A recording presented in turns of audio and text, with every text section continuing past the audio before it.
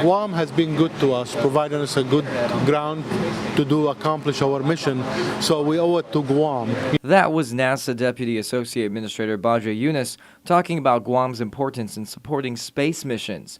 Yunus has full responsibility for all space communications and navigation, which means nothing gets in or out of space without him. He and his NASA colleagues conducted a special presentation to a gym full of students at FB Leon Guerrero Middle School. He says NASA sees the need for young people to pursue careers in science, math, and technology. We believe that promoting science and technology and math early on is critical, for evolving the cadre of people you need for the future. Your economy, will need that cadre, that technical expertise to drive it. Among those students who were inspired by the NASA team was Isaiah Bitlau. The bright young FBLG student talks about doing a science project on invisible ink and what science means to him. Science is like a production where people, right, they learn from what things are, who they are, and where they come from. Well, that's kind of cool because the world is so big, it looks like God wants us to find about everything.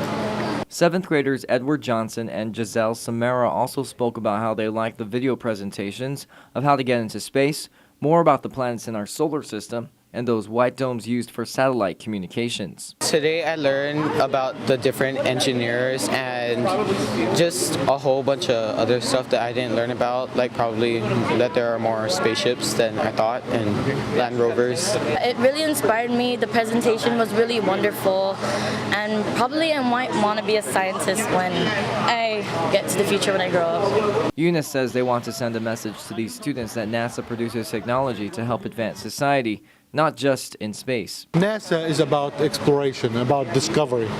It's within our DNA as human beings, the love to explore. We always want to know why and where and what, and how too.